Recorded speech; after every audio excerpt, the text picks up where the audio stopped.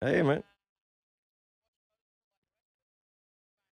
Oh, yeah. I had a good time watching. I caught part of the IndyCar race. That was a great end. Some very familiar names jockeying up there. MotoGP today. We got something to talk about. There's a rivalry that I think is just about to be fisticuffs.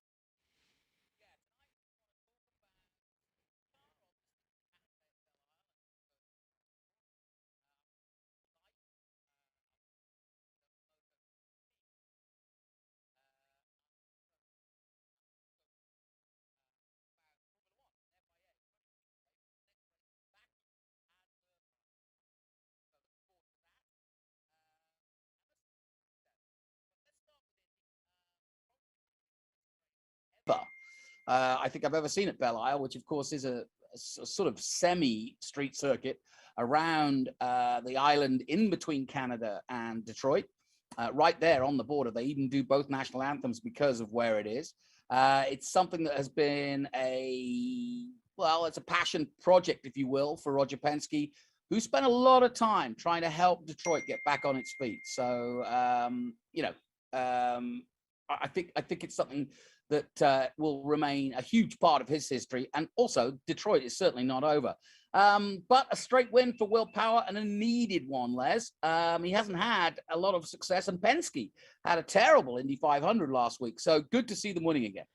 Absolutely. It's really a good setup. I am enjoying seeing that. Towards the end of the race, what I thought was best is, strike up the Jaws music with Alexander Rossi, the other Rossi, closing in on him, and it was really great because they were just totally managing tires. It got to one point of them basically telling Rossi from the wall of just do what you need, and turned him loose and going with that. I really thought it was going to work out well, and Rossi got up there, which I find was amazing. But Jonathan, we've talked about this before. When you have a rider or a driver leaving a team and suddenly their performance for the team they're leaving picks up, what do you think about that with Mr. Rossi heading over to McLaren Indy next? Yeah, it's funny because the order in which this story came out, which is Michael Andretti jumped onto Twitter earlier this week and announced that Kyle Kirkwood, who of course won the Indy Lights Championship for Michael, will be going from AJ Foyt to Andretti Autosport next year. A great move, in my opinion. We'll talk more about that. But pretty much on the heels of that, the announcement that Rossi would be leaving the team. Now, that was then quickly followed up by him joining McLaren. So a kind of a step sideways, if you will. McLaren aren't as big a team as Andretti, but obviously, given the circumstances that Zach Brown is in, with both a Hmm. Formula One team and an IndyCar team, I don't suppose Rossi's not really lost anything or gained anything. I think they're a good team. Pato O'Ward has shown that. I think it's going to be interesting to see those two. We presume, therefore, that Rosenquist won't be longer needed. But an interesting shake-up. But I'm most pleased for Carl Kirkwood because he, like I said, he's had a long association with Andretti. And I do think that Michael has chosen this time, mid-season, to get him back on board so that nobody tries to poach him or holds him to ransom if he chooses to use him for his potential Formula One team. Exactly. Hey, going back to McLaren, and that's Indy McLaren. I was curious if you think that Rossi's experience from Formula One and Zach Brown, if that combination is going to be complementary, are they going to be good for each other having that F1 background? Yeah, I don't see why not. I mean, Rossi's 30. He only did 5 races in Formula One. I think that monkey's off his back, so to speak. I don't think, therefore, he'd be considered for a potential replacement to Ricardo or anything like that. Pato Ward, on the other hand, I do see as a potential F1 driver if Zach chooses to go that way. It's fairly obvious that Ricardo's on borrowed time. It's just not happening for him. It didn't happen at Monaco, a place he's won, and he looked pretty lackluster, and he has looked pretty lackluster compared to Lando. But with Rossi, are you thinking that there could be not a good relationship there?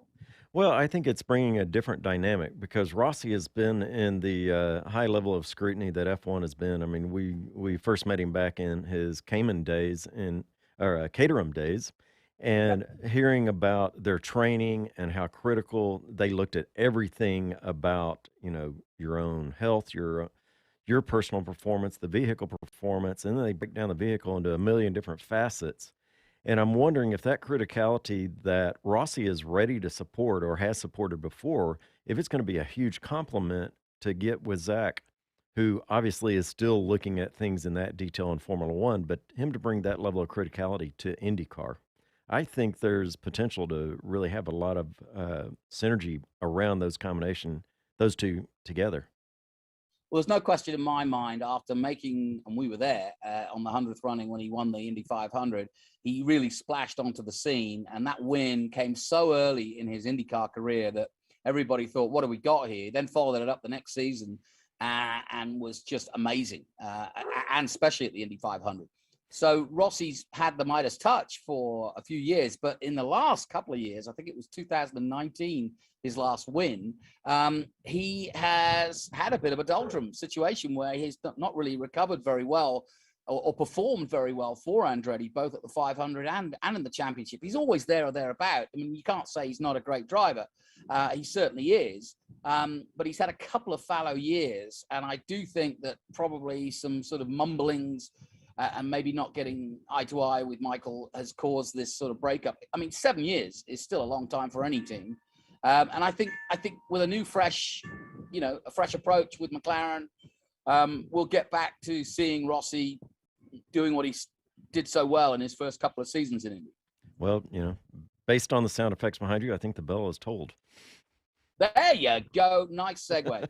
What about Kirkwood? What do you think about that? Is there a chance that Kirkwood coming in 23 for Indy could be in the sweet spot for the Formula One driver? We said it all along when he left. Without a To go to doubt. AJ Foyt. Without a doubt. I think he's got prime opportunity to get into that. I want to see him there. I mean, he's always fun with us and, great interview and great personality. But I would love to see him get an F1 seat, at least even as he's got to get better than a reserve driver, but it wouldn't surprise me if he comes in as a reserve for a year and then potentially actually gets the seat. He's got to get used to a car with that type of performance. Still won't, yeah, still won't count out Colton Herta in getting there. Herta's going to be just awesome. He's got to get his time in the seat, and then, but I kind of feel like Colton could go directly to the seat and skip the reserve seat. Yeah, I agree with you. And when you think about being able to call on someone like Roman Grosjean as he's either an advisor or a driver coach with his experience in Formula One, Kirkwood and Herta are set fair for a really interesting start to their F1 careers if it happens. I still don't know, and I'm not convinced after going to Miami with you and having watched what happened at Monaco, that everybody is as welcome as we think in Formula One about another franchise. No, I don't think they are. Far from it. And the thing that I find interesting is it's not the back marker teams that are fretting over another team getting on the grid. It's the likes of Mercedes and Red Bull and Ferrari that are making the noise of questioning having another team join the grid. But you know what? They signed the Concord agreement a couple of years ago now, 2 years ago, saying this could happen. But, honestly, I think they're kinda shaking in their boots because the name Andretti is potentially on that team. I Yeah, so so I think there's some shell games and some, wordplay there. yeah, I agree with you. And I mean, let's face it, the Miami Grand Prix was sponsored by Gamebridge. The Indy 500 was sponsored by Gamebridge. Herta's sponsor is Gamebridge. I mean, come on. They're heavily now involved in motorsport, and they have the money to help Michael go all the way. Well, let's get your opinion as well. 512-643-5483. We're going to talk about some MotoGP later. We'll talk a bit more Formula One. I want to catch up on some other stories that are bubbling under the seat, as it were. Anything catch your eye this weekend that you want to talk about, Les? Hey, when we get back from our next break, I've got something that I find really interesting, and, I don't talk NASCAR very much, but we're gonna talk about the next generation of car, the car of tomorrow. and how they're testing it. Really interesting. And, that's just one of those things. The other, you want a job in racing? Hold on. Okay. Well, with that tease and without further ado, we'll take a short break here on Speed City. Stay tuned. More stuff coming up as we look towards our Sunday night full of speed.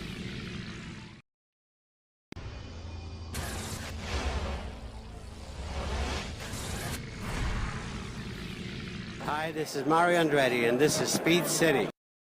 Welcome back to the fastest hour in radio, Speed City. The mighty Mario. Great to hear his voice. And we wish his son bon voyage in making that making that Formula One team come together. He has everything in place. I think he's got the sponsors. He just needs a bit of goodwill from the other teams. But I really do think there's just typical F1, really. I think there's just a lot of bumbling underneath the surface that really means they're going to do it. I argue that point. He doesn't need goodwill from them. He's got the own Andretti reputation. He's got the money. He's got teams posted all over the world already in all these other racing series. He's got the chutzpah. He's got everything that you want in the F1 paddock. So come on. Yeah, and I even Gunter Steiner at Miami was saying, "Oh, what do we need? What do we need another franchise for?" Well, I think his fear is that he just started to get into the market of trying to get American sponsors, having gone 4 or 5 years without any. Yeah. And I think Andretti will just make sure that he doesn't have any more. So there's no question that Andretti has the ability to bring in blue chip sponsors that may or may not already have an association with Formula One, but Gamebridge is a good example. And I think, given Michael's sort of fingers in different pies all over the world, I think he's in a really good position. And yes, he signed up with Renault, but that may not be forever with Audi coming in, Porsche's name being mentioned. It's an exciting time. So I think that Michael's doing everything right. He's a good businessman. I think you can judge that on how he did the announcement this week with Kirkwood. And a shout out to Carl Kirkwood. He's just a kid, really. He won the IMSA race yesterday, and he retired, sadly, from the race today. But what a week he's having. And if you don't know Carl Kirkwood, look him up. He really is. He's the real deal. No question about it. He's won everything he's been part of. I worked with him in F4 and F3, which he won both of. He then went to the road to Indy, won all the championships, including Indy Lights for Michael Andretti. And now, of course, is racing for AJ Foyt. But next year, he'll join Andretti Autosport. So his career path is on a high, steep curve. One of the things that I was asked, and I've been thinking about it because I didn't have an answer, is who would you imagine being on an Andretti F1 car? One is like, who wouldn't want on there, for one? But generally speaking, thinking about the history of F1, certainly they want an American-based company. The history of Andretti, that is, certainly they'd want an American-based company, prominently displayed. Yet it's got to be of international scope. Well, Oracle's already tied up, but one of the ones that is not quite as popular as Starbucks is 7-Eleven, the Southland Corporation, based here in Texas. Has a strong relationship with the Andrettis over decades, basically. And it's actually a brand and a convenience store that you see around the world. I know they were in UK as well, which was surprising to me. But, there's a global brand that is everywhere. Yeah, I think the only argument is that 7-Eleven is probably the only store in the world that doesn't need to advertise. But you're absolutely right. I lived in Asia for a long time, and 7-Eleven is all over Asia. And as you say, it's in Europe. Massive here, but you're right. Those are the sorts of names. Walmart, Target. These are all companies that I think who've either had a previous association with motor racing and would like to, like you say, it's that Andretti sort of, bees to a honeypot. They would really like to be associated with a successful name, if not the greatest name in motor racing, Mario Andretti. So putting on a marketing hat, imagine this. It's your first year as an advertiser. The team that you're helping sponsor and cover with is new to the grid. It's got the name Andretti. Everybody's going to watching it. Even if they crash on the first turn of every race, you're going to have spectacular exposure to an audience. just with that combination of names. Of course, we don't want to see them crashing, but nonetheless, the exposure of the marketing power for that is has got to be through the roof. Yeah, and no question. I mean, both Michael and Mario, obviously Mario winning a world title, but both of them have been around Formula One. I feel that Michael was not mocked, but was never given a proper chance, and part of that was his own fault because he refused to up sticks and move to Europe, which I think is essential if you're going to go do Formula One when he went to McLaren. But it just didn't work out for him, and I think he said it to us in interviews over the years. He's unfinished business. He wants to do that. Before we leave IndyCar, I want to talk a little bit about Detroit and Belle Isle. It's a place I've been to. I like it as a circuit, but today was the last time we'll be at Belle Isle, and I was saddened by that. And it seems somewhat ironic that it was the fastest ever Belle Isle race. It was probably the cleanest in terms of there were no cautions, and the average speed was the fastest ever. And kind of cool that Will Power won it as well, who's a long-time Indy champion and stalwart. So I think and of course Penske therefore won it, which is a nice footnote for Roger Penske because he has had so much to do with Belle Isle even being on the calendar. Absolutely. There's a lot of things, some of the things that I've found out about the new layout that I really like is it's actually going to use a good portion of the Formula One track that was there back through the 80s. And so I'm really, it's cool because it's going to use Woodward Avenue. It's going to use a lot of that area around Woodward Avenue and some of the corporation campuses that are in that area. So I think that's really cool to have it on the doorstep there in Motor City. Yeah, 1.7 mile street circuit incorporating, as you mentioned, Jefferson Avenue and Atwater Street along the Detroit riverfront. So, I think you're right. And I think, what I really like about this story is that, again, Roger will have his footprint on it because now he owns Indy. But forget IndyCar for a second. Roger Penske's had a lot to do with the restructuring and rebuilding of Detroit as a city. As you well know, if you went to Detroit 10 years ago, it was sort of a shell of its former self as the Motor City because there were no jobs. So people left the inner city and it became pretty run down. But now it's coming back. I did the not X Games, I did the Rallycross there, and I've obviously done IndyCar there. But I think taking it back to the streets of Detroit will be a real celebration.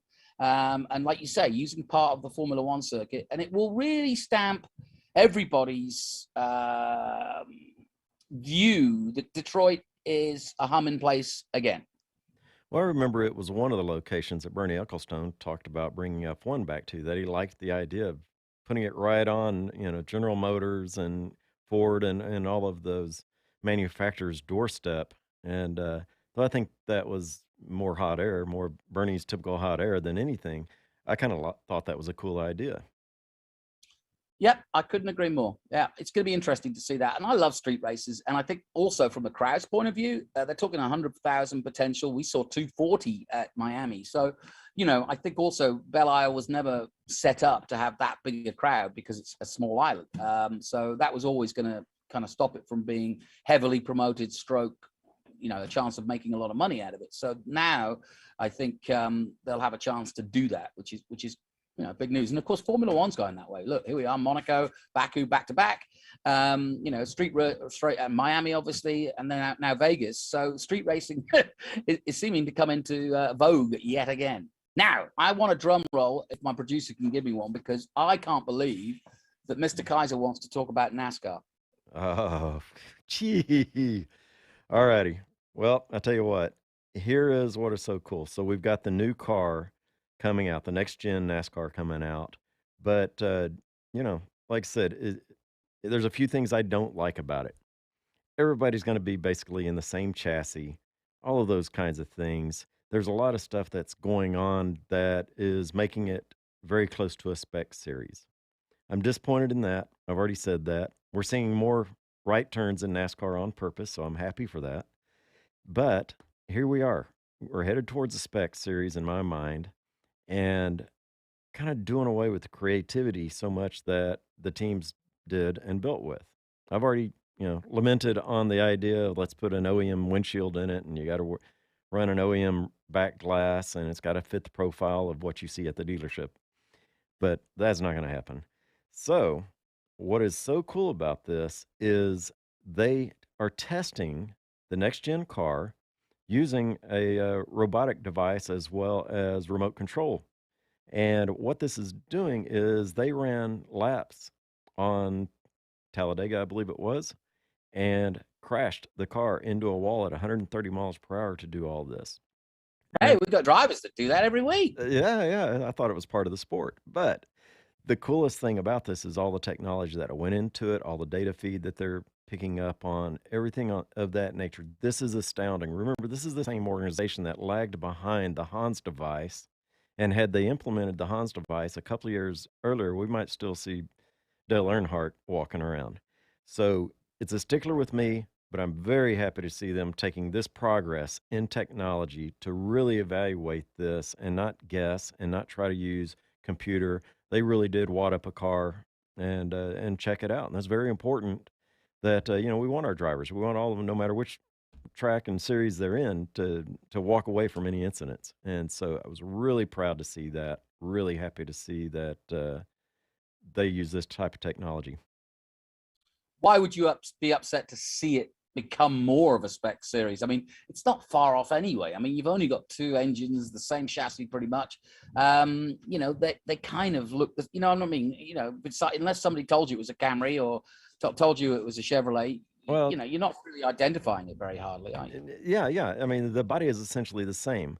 And that leads into our next topic we'll talk about. But, the bodies and the chassis are basically the same.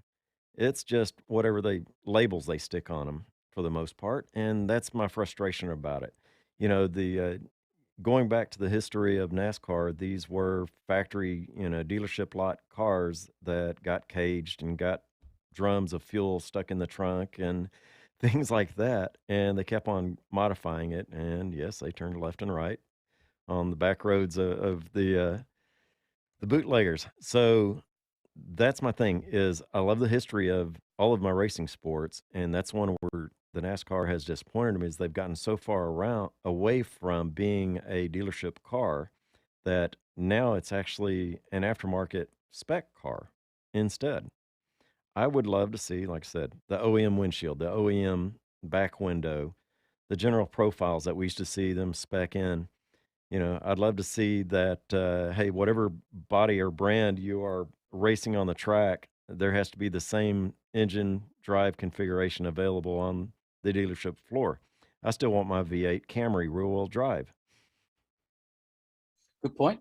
I'd like to see another OEM. I'd like to see another engine manufacturer enter the fray. I think it needs it, but it's hard to think who. It's a big undertaking. The spec side of it doesn't bother me that much. I've always been more about the drivers than the cars in that respect.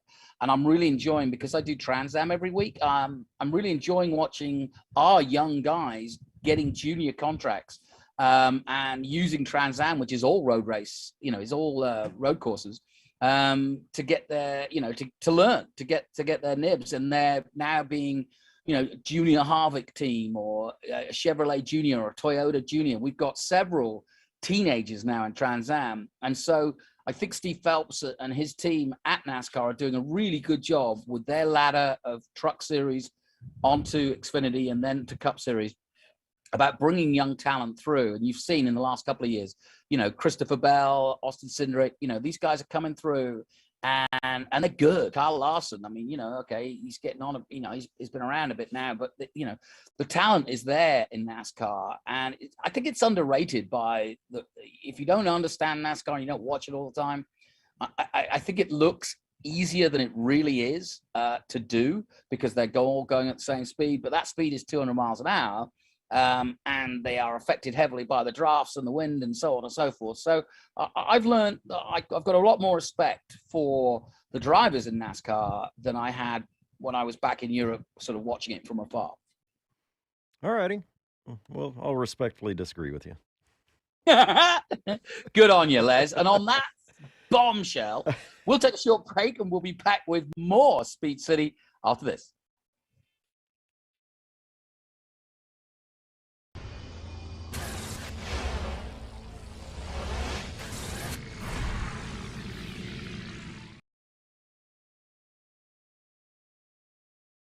This is David Hobbs, and you're listening to Speed City.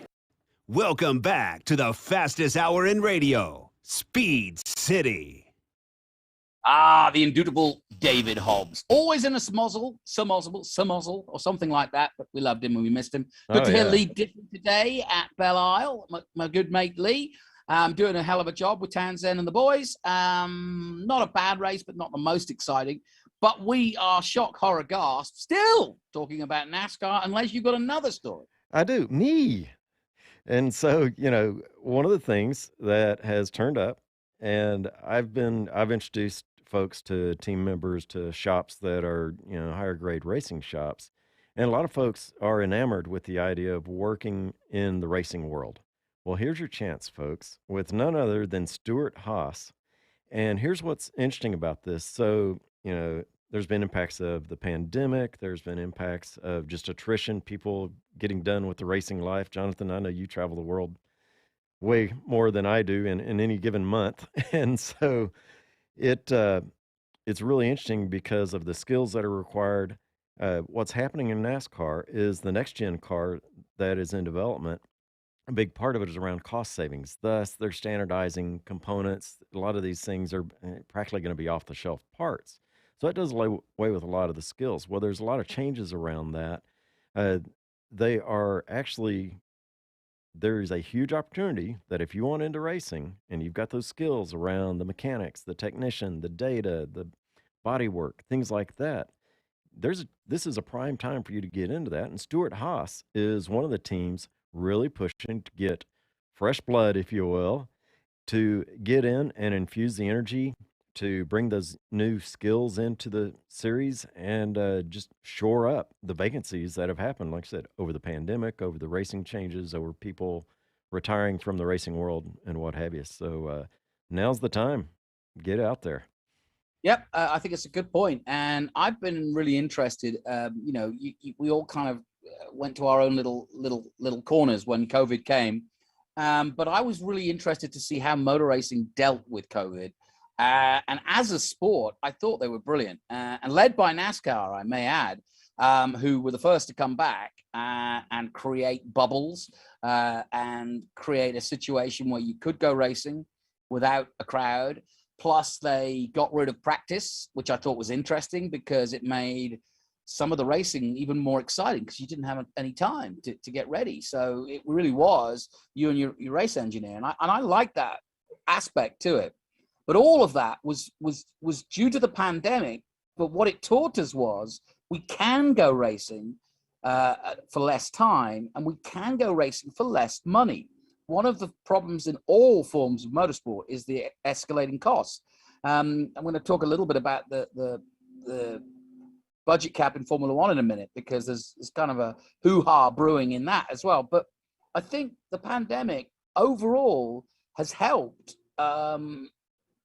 the industry of motorsport streamline itself a little bit and understand, what's in, people don't care about Friday practice. They don't, do you need it? Do you don't need it? When do you need to show up? Could you save yourself and all your team, hotel rooms and whatever, if you only do practice and qualifying on the Saturday? And I think Formula One, has been listening to this too. We've had situations during the pandemic where things were scaled down. So I think these are all positive aspects.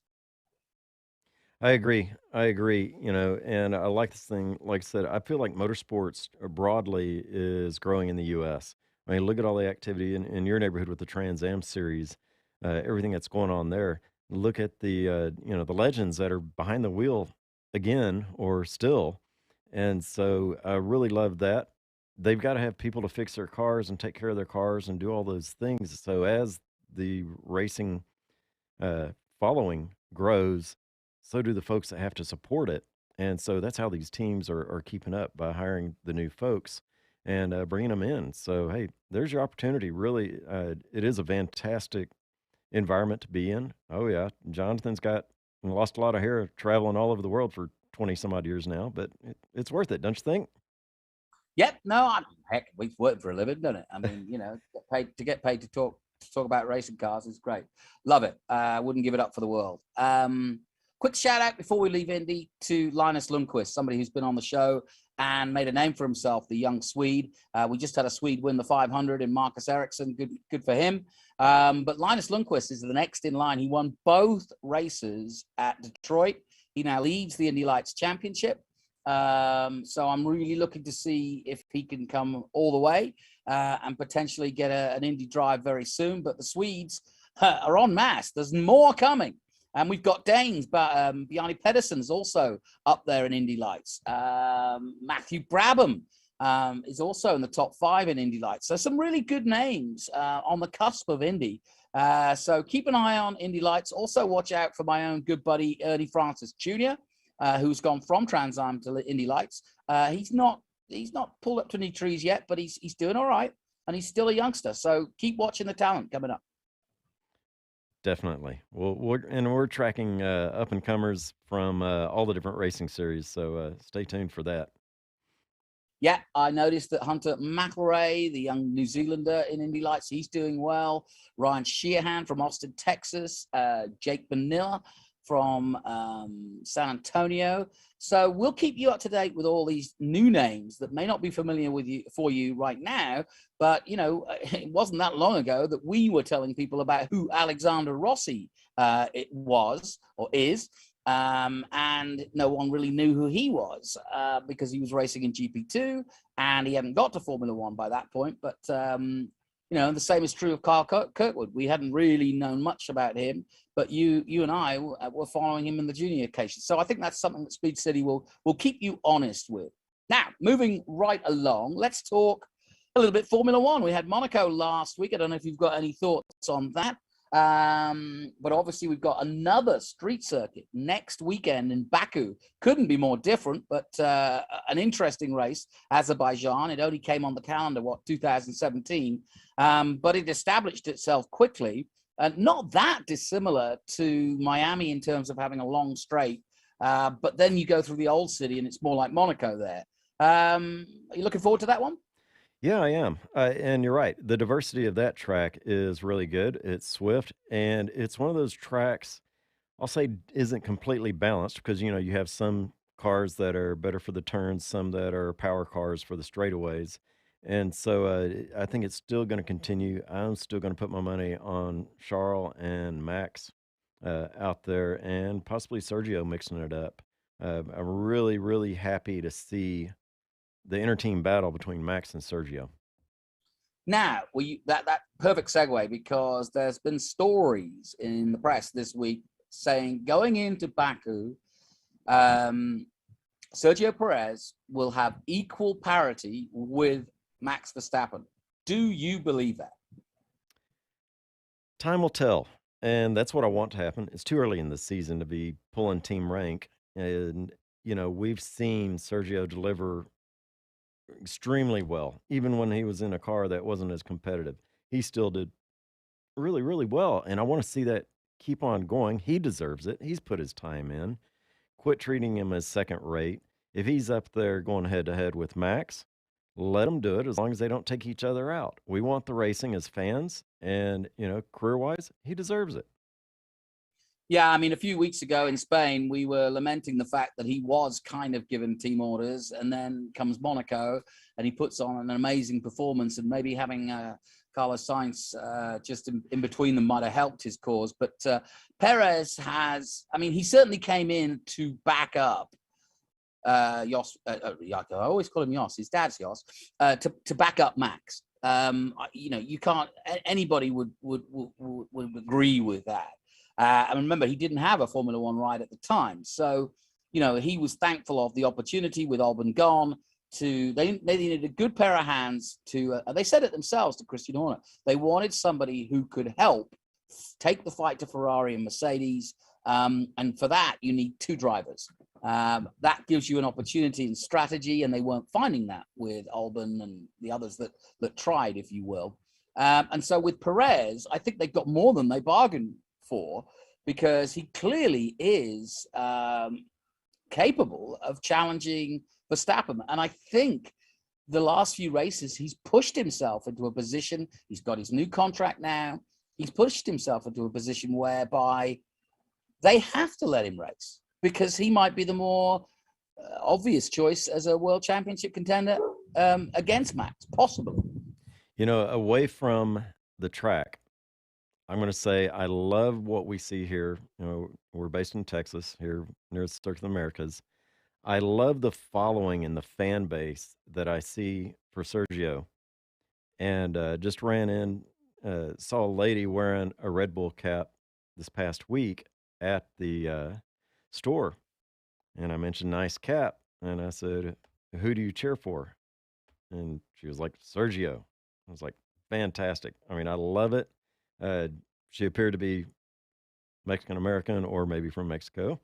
And I love that this passion is out in everyday life at the grocery store. And there's the lady wearing her cap, showing her colors. Ran into another guy wearing a Red Bull jacket. And it's nearly 100 degrees in Texas, folks. And this guy had his Red Bull jacket on. So there's dedication. But he was a Max fan. And I just thought it was interesting. Out of two trips to the grocery store, there was that, and just seeing more and more of the F1 fan base getting out and showing colors like we've seen for so many sports around Texas. Yeah. So I really like this. Yeah, having been in Austin now, 12 years, it reminded me of the surge of soccer interest here in Austin that has obviously grown exponentially now, and we have our own MLS team. And I do think that the Mexican fans especially, they love soccer too, and they wear the shirt or the scarf or whatever of their soccer team. And I think they take to Formula One the same way. So just as the Dutch fans, go en masse, and they're a soccer crazy bunch of people too. I do think that the Mexicans, if Perez keeps performing like this, when we get to COTA in October and we get to Mexico straight after, and then possibly obviously next year going to Vegas as well, I really do think Perez's stock is going to rise even further. And you're absolutely right.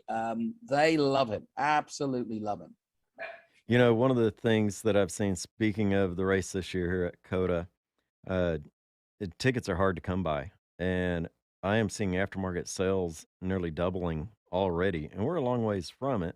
And so if you don't have any yet, you better start looking, but also stick with Speed City. We usually give sets away closer to the race day.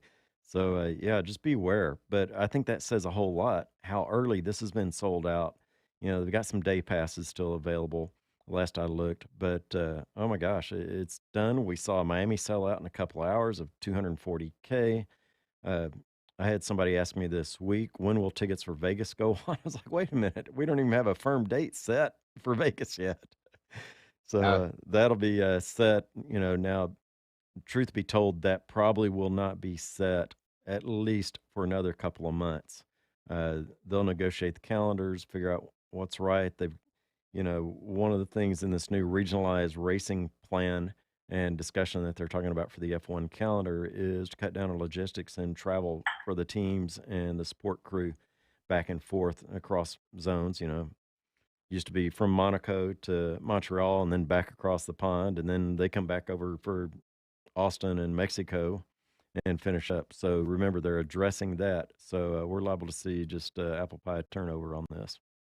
No, I think you're absolutely right. And just on that subject, don't forget, go to the circuit.com, Circuit of the Americas, to look for tickets, to see when you can get, where you can get.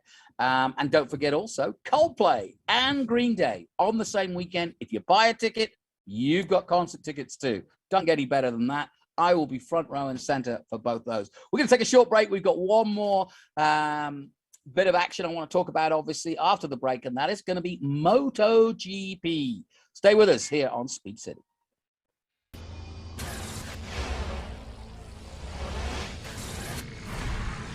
Hi, this is Karun Chandok, and you're listening to Speed City. Welcome back to the fastest hour in radio, Speed City. I love that segue. Karun Chandok, who started his world as a motorcycle fan. I first met him when he was 10 years of age in Madras in India, and now look what's become of him. Formula One, and now one of the top pundits in Formula One. So good on you, Karun. And but he started off as a motorcycle fan. I remember he had a Kevin Schwantz shirt on when I met him in Madras, India, and I thought that was pretty funny. I wondered if Kevin would have any idea that he had fans in India, let alone around the world, but I'm sure he does. But welcome back. I don't know why I said Coldplay were coming to Coda. I just made me wishful thinking. But there you go. It's Ed Sheeran, who is That's the right. sponsor of my soccer team, Ipswich Town. Not that that's really anything to talk home about. But anyway, Ed Sheeran and Green Day will There be you go. at Coda. Gotcha. There you go. Yeah, and Coda has travel packages. Be sure and go to the Circuit of the Americas website, and they've got the all-inclusive giant travel packages. Your hotel, they've got a few of those that are available, but those two are selling well. So don't miss out on it. Make sure and get your RV spots lined up if you're doing the RV thing, because, like I said, everything is just going nuts with sales around Formula One this year. Absolutely. Well, let's turn our attention now to MotoGP. They were in action today. And also, I think we've got a heck of a championship on our hands, actually. I know they've been to Austin already, but we saw the beginnings of the season. And I think the news, both sad and interesting, with Márquez choosing to basically get himself sorted. And it just shows you how painful that injury must have been for him to give up on a factory Honda seat in the middle of the season to say enough is enough. He hasn't even said when he's coming back, but that has done another thing with him not being 100%. It's a massively open motorcycle world championship this year, led by Fabio Quartararo on the Monster Yamaha, and he helped his cause again today. But don't you agree? It's a crazy season, and you could go all the way down to Juan Mir in 9th position. Márquez is 10th. But he's not in the running anymore. And then you've got Vinales, Paul Espargaro, Marco Bezzecchi. I mean, all these guys are all capable of winning. I think it's indicative of what it takes physically to race in this series. I mean, taking laps on back of bikes at Coda is one thing, and we think we're fast and having a lot of fun. And you and I've gone over to Colin Edwards boot camp a couple of times and beat up on each other there, and we think we're fast until somebody like Colin comes, till Colin goes blowing past you sideways, turning around laughing at you. And so, it's which I'm fine with. yeah, still good. And so it's all so much talent that's there, skill beyond what even, our best track day motorcycle guys are up to. The pain and the difficulty in dealing with just walking around like that.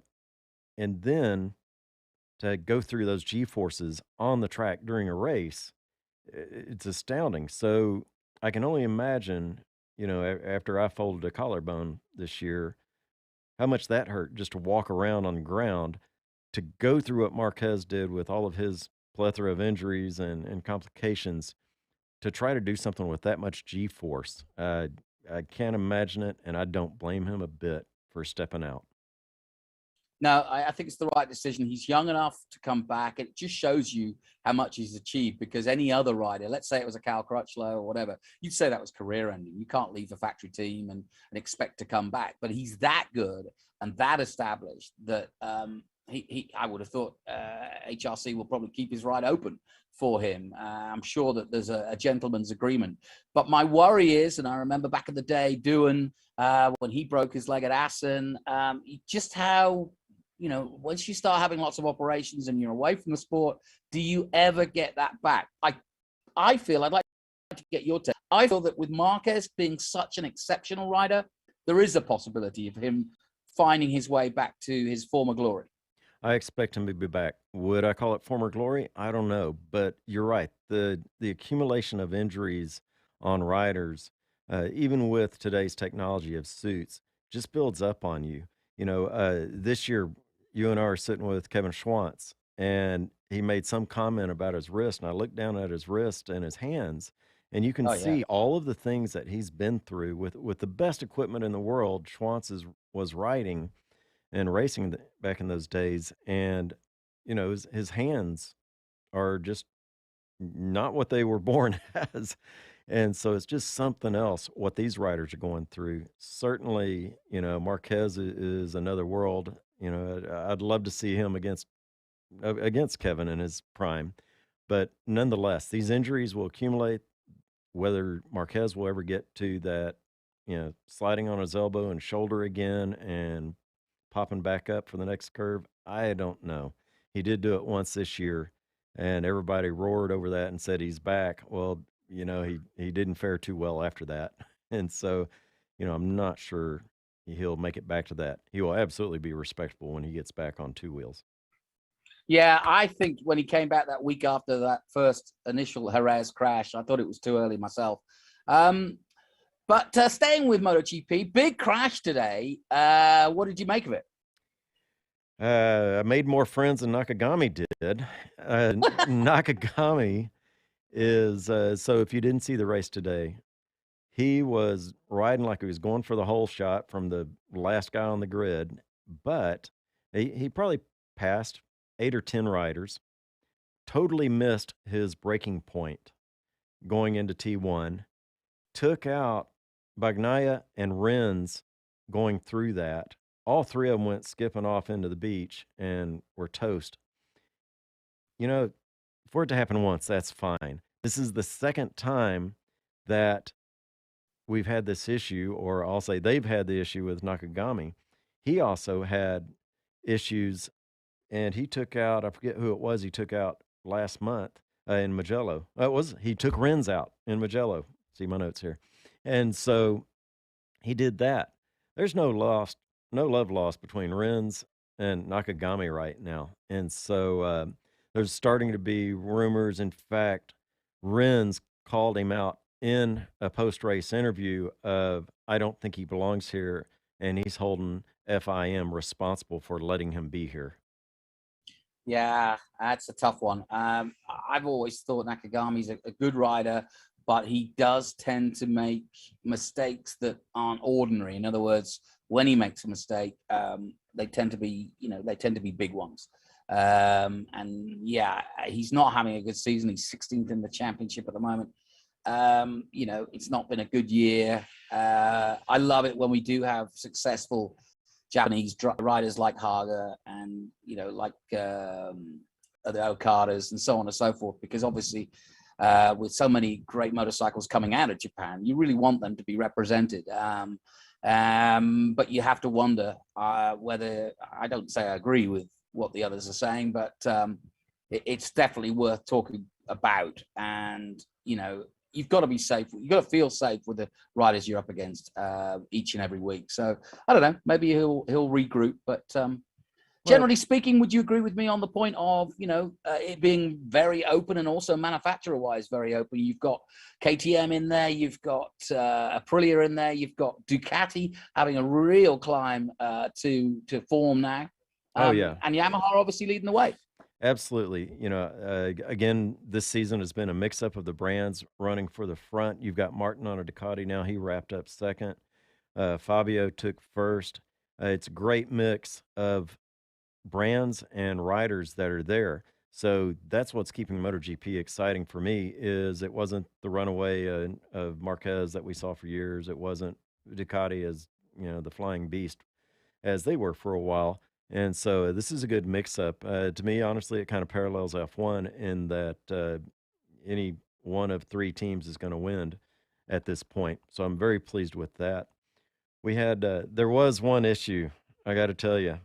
Elish, what a broken-hearted wrap-up to the race. In the last lap, Elish is looking great, coming through, sits up on his bike and starts waving to everybody as if he already finished the race. Frankie Keeley did that once. Yep. It's easy to do. Took him from the podium to way back, and then he realized what he did. The team welcomed him back into the garage, clapped, gave him hugs, all this stuff. I'm surprised he didn't just turn and exit the paddock on the bike and head back to the hotel. It was heartbreaking.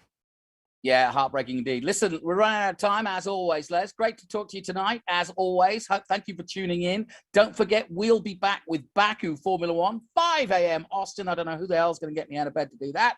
But that, of course, is on national radio. So join us for the pre and post. And obviously, we'll be back Sunday night as well. Also, quick shout out, Joe Roberts, 6th in the Moto 2 Championship. Come on, guys. We've got a great world contender, already won a race and got a second place so far this season. He's 6 overall. Watch out for Joe Roberts. Thanks for tuning in tonight. Thanks, Les Kaiser. We'll be back next week. And don't forget, Baku is coming your way. Ciao, y'all.